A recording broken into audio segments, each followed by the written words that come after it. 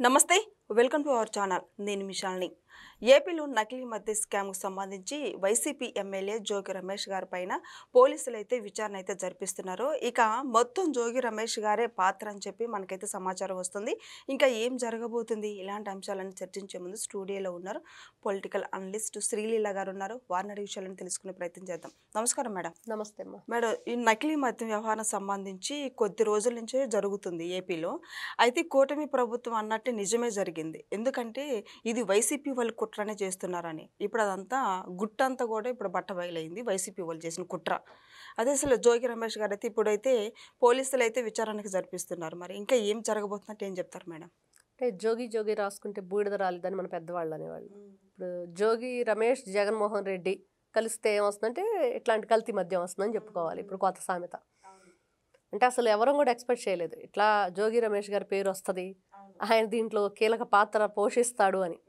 మరి ఈ రోజున చూస్తే జోగి రమేష్ కీలక పాత్రధారి, సూత్రధారి అని ఎవరైతే వాళ్ళ దగ్గర వ్యక్తి చెప్పాడు, జనార్దన్ రావు A1. మరి ఈయన్ని ఆఫ్రికా నుండి ఎందుకు పిలిపించాడు, మళ్ళీ ఆఫ్రికా ఎందుకు పంపించాడు? మొన్న ఇతను అరెస్ట్ చేసినప్పుడు కూడా పగడ్బందీగా అరెస్ట్ చేయవలసిన పరిస్థితి. సరే, చేసిన పాపం చెబితే పోతుందని జనార్దన్ రావు గారు మొత్తం విషయాలు బయటపెట్టేశారు. అన్ని విషయాలు చెప్పేశారు. ఎవరు తనను మరి ఇక్కడికి రప్పించారు, తను ఆర్థికంగా ఇబ్బంది పడితే మరి ఎవరు తనకి మరి డబ్బు ఆశ చూపెట్టి ఈ దీంట్లోకి లాగారు అని. అంటే అసలు ఎంత కుట్ర అంటే, కూటమి ప్రభుత్వం అధికారంలోకి వచ్చాక కల్తీ మద్యం అనేది ఏ విధంగా నిర్మూలించుకుంది వచ్చింది, కూకటి వేళ్లతో సహా దాన్ని పెకిలించి ప్రతి ఒక్కరిని కూడా నిందితుల్ని అరెస్ట్ చేయటం, రిమాండ్కు తరలించడం, ఇవన్నీ చూస్తూ ఉన్నాం. రిమాండ్ పొడిగించడం, వాళ్ళ మీద విచారణ జరిపించడం, వాళ్ళ ఫోన్లు, వాళ్ళ ఆఫీసులు తనిఖీలు ఇవన్నీ జరుగుతున్నాయి. ఫోన్లు సీజ్ చేయటం ఇవన్నీ. కానీ వీళ్ళు చేసిన పాత్ర ఏంటి? తంబళపల్లి నియోజకవర్గం అంటే మరి ఎవరు అక్కడ వాళ్ళ దందా అక్కడ ఉండిద్ది అంటే మిథున్ రెడ్డి, వాళ్ళ తండ్రి పెద్దిరెడ్డి రామచంద్రారెడ్డి సోదరుడు ద్వారకానాథ్ రెడ్డి. వీళ్ళ హవానే అక్కడ నడిచిద్ది. మరి వీళ్ళు ఏం చేశారు? ఇదిగో అక్కడ ఒక రూము ఏర్పాటు చేసి ఈ ఎవరైతే ఉన్నాడో అతను జనార్దన్ రావు ద్వారా మరి ఇవన్నీ కూడా నడిపించారు. అంటే ఈ రోజున కూటమి ప్రభుత్వం మీద వీళ్ళు మళ్ళీ ఇల్లు తిరుగుతా, ఊరూరు తిరుగుతా, ఇంకొక వైపే మెడికల్ కాలేజీ, ఇంకొక వైపేమో మద్యం, అక్రమ మద్యం అని చెప్పేసి ఏదో పోరు చేస్తున్నామని చెప్పి చేస్తున్నారు. అంతా డ్రామాని.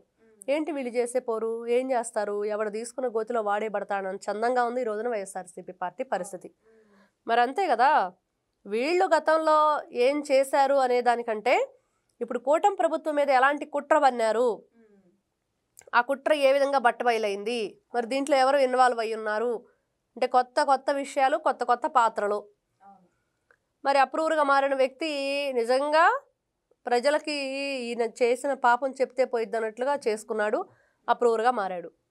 అంటే ఎన్ని రకాలుగా మనం ఈ రోజున చూస్తున్నామంటే, ఈ రోజున మిథున్ రెడ్డి నివాసాల్లో కూడా తనిఖీలు, హైదరాబాద్, బెంగళూరు, ఆంధ్రప్రదేశ్ అన్ని చోట్ల ఎట్లాంటి ఫైల్స్ లభించబోతున్నాయి, కొత్త విషయాలు ఏం తెలియబోతున్నాయి. పాపం వాళ్ళ ఆనందం అది కొద్ది రోజుల్లోనే ఆవిరైపోతుందా, మళ్ళీ మిథున్ రెడ్డి జైలుకి వెళ్ళబోతున్నాడా? ఇన్ని రకాల కథలు, ఇన్ని రకాల వీళ్ళు మళ్ళీ ప్రెస్ మీట్లు పెట్టి అబ్బే మేము చాలా మంచివాళ్ళం, మేము అమాయకులం అని చెప్పి వీళ్ళు చేసే ప్రయత్నాలు. జోగి రమేష్ మరి ప్రెస్ మీట్ పెట్టి పాపం ఆయన ఇదైపోతున్నాడు. రోజున గౌరవ ముఖ్యమంత్రి నారా చంద్రబాబు నాయుడు గారు క్లియర్గా చెప్పేశారు, ఎవరిని వదిలిపెట్టే ప్రసక్తే లేదు. ప్రజల్ని ఈ రోజున ప్రజల ప్రాణాలతో వీళ్ళు ఆటలాడుతున్నారు. ఈ రోజున ఎవరు వీళ్ళకి ఇప్పుడు కూటమి ప్రభుత్వానికి ఈ రోజున అపోజిషన్గా ఉన్న వైఎస్ఆర్సీపీ పార్టీ ఏదైనా కక్ష సాధింపు చర్య చేసుకోవాలంటే మీరు రాజకీయంగా ఎదుర్కోవాలి. మీకు ప్రతిపక్ష హోదాగానే ప్రజలు లేకుండా చేస్తే అసెంబ్లీకి రావటం లేదు, ప్రజల గొంతుకు మీరు వినిపించటం లేదు, ఆ నియోజకవర్గాల్లో ఏం జరుగుతుందో ఎవరికి తెలియదు. కానీ ఈ రోజున మాత్రం కూటమి ప్రభుత్వం మీద కక్ష సాధింపు చర్యగా ప్రజల్లోకి ఒక బలమైన విషయాన్ని ఏ విధంగా తీసుకెళ్లారంటే అక్రమ మద్యం. అంటే అక్రమ మద్యం తయారు చేసింది కూటమి ప్రభుత్వం. ఎవరైనా నమ్ముతారు? ఈ రోజున అసలు అక్రమ మద్యం కేసు బయట పెట్టింది ఎవరు? వాళ్ళు బయట పెడదామనుకునే లోపుగానే కూటమి ప్రభుత్వం బయట పెట్టింది. ఓ ప్లాన్ వేసుకున్నాడు జోగి రమేష్, ఇదిగో పలానా టైము, పలానా ప్లేసు, వాళ్ళు ఒక ముహూర్తం పెట్టుకున్నారు. 2024 ఎలక్షన్కి పెట్టండి బాజాలు, కొట్టండి డప్పులు అని చెప్పి ఏదో ఒక డైలాగ్ చెప్తాడు సాక్షి ఛానల్ రిపోర్టరు. అట్లాగా వీళ్ళు కూడా ఒక ముహూర్తం పెట్టుకొని ఆ ముహూర్తానికి ఫినిష్ చేసేద్దాము కుట్రంతా కూడా. నారాసుర రక్త చరిత్ర అలా అనేది ఆ రోజున ఏ విధంగా రాశారో ఇప్పుడు నారా సారా అని చెప్పేసి, నారా వారి సారా అని చెప్పేసి నిన్న ప్లకార్డ్స్ పట్టుకొని తిరిగారు. అట్లా చేద్దామని చెప్పి ప్లాన్ చేశారు. అవంతా కూడా బెడిసి కొట్టింది. నారా చంద్రబాబు నాయుడు గారు అయితే ఎక్కడ కూడా ఎవరిని కూడా ఉపేక్షించే ప్రసక్తి లేదని చెప్పి ఖరాఖండికి చెప్పేశారు. వాళ్ళు బీఫామ్ ఇచ్చిన వ్యక్తే జయచంద్రారెడ్డి, వెంటనే పార్టీ నుంచి సస్పెండ్ చేశారు కదా. అసలు ఈ జయచంద్రారెడ్డి ఎవరు? జనార్దన్ రావుకి క్లాస్మేట్. ఆ విషయం జోగి రమేషే జనార్దన్ రావుకి చెప్పి పంపించాడు జయచంద్రారెడ్డిని కూడా దీంట్లో ఇన్వాల్వ్ చేయని. వీళ్ళు ఫోన్ల ద్వారా మాట్లాడుకున్న చాట్ కానీ ఇవన్నీ కూడా ఈ రోజున బయటకు వచ్చాయి. అవును. మరి ఇప్పుడు పోలీసులు అదుపులోకి తీసుకుంటే జోగి రమేష్ గారిని ఇంకా విషయాలన్నీ చెప్పే అవకాశం ఉందంటారు? చెప్పడు, పొరపాటును కూడా చెప్పడు. వీళ్ళు ఏంటి అసలు? వీళ్ళు చెప్పే రకాలా, వీళ్ళు వినే రకాలా? తెలియదు, గుర్తులేదు, మర్చిపోయా అంటారో అలాగే అసలు మాకు సంబంధమే లేదంటారు. ఫస్ట్ దొరికాక తెలియదు, గుర్తులేదు, మర్చిపోయా, దొరకపోయేదాకేమో అసలు మాకు సంబంధం లేదు, మేము చాలా మంచి వాళ్ళము, ఎవరో మా మీద కుట్ర చేస్తున్నారు, కూటమి ప్రభుత్వం ఇలా చేయిస్తుంది, కూటమి ప్రభుత్వం చేసి మా మీద తోస్తుంది. మళ్ళీ రివర్స్ అనమాట, రివర్స్ ట్రెండింగ్ జగన్మోహన్ రెడ్డిది. అది దీనికి లోతుగా విచారిస్తే ఇంకా కొత్త పేర్లు కూడా వచ్చే అవకాశం ఉందంటారా మేడం? ఖచ్చితంగా. మరి ఈ రోజున జోగి రమేష్ వస్తాడని మనం అనుకోలేదు. మరి జనార్దన్ రావు ఎవరో తెలీదు. మరి అటువైపు చూస్తే మరి ఈ టీడీపీకి సంబంధించిన వ్యక్తి ఎందుకున్నాడు అనేది, మరి ఏ ప్రలోభాలు పెట్టారు, ఎంత డబ్బు ఆశ చూపించారు, ఏం చేశారు, మరి ఈ రోజున టీడీపీని దిగజార్చాలి, ప్రజల్లో వాళ్ళకంటే ఒక స్థానం లేకుండా చేద్దామనే ఆలోచనతోనే కదా అతను ఎంటర్ చేశారు. ఆయన ఎంటర్ చేశారంటే ఎందుకు చేశారు? మరి ఇన్ని రకాలు ఉన్నప్పుడు అసలు ఎవరో తెలియని వ్యక్తి ఈ జనార్దన్ రావు ద్వారా ఇంత నడిపించి ఆఫ్రికా నుంచి ఆంధ్ర వరకు మరి రాష్ట్ర వ్యాప్తంగా ఇంత పెద్ద మద్యం కుంభకోణం చేసి ఈ రోజున ఎక్కడ చూస్తున్నా ఇదే నడుస్తుంది. ఎన్ని రకాలుగా మనం వీడియోలు చేసినా ఇంకా తక్కువే దీని మీద. ఎందుకంటే ప్రజల ప్రాణాలతో ఆటలాడారు. వాళ్ళకు డబ్బే ఇంపార్టెంట్ తప్పించి ప్రజల ప్రాణాలతో మాకు సంబంధం లేదు. వాళ్ళు హరి అన్నా పర్లేదు. నిన్న రోజు ఓతగా అరిచేస్తుంది ఆవిడ. మరి రజనీ కూడా కోటి సంతకాల సేకరణ అని చెప్పి ఆవిడ పెట్టే ప్రోగ్రాంలో ఆవిడ పెడుతుంది. ఏం కోటి సంతకాలు?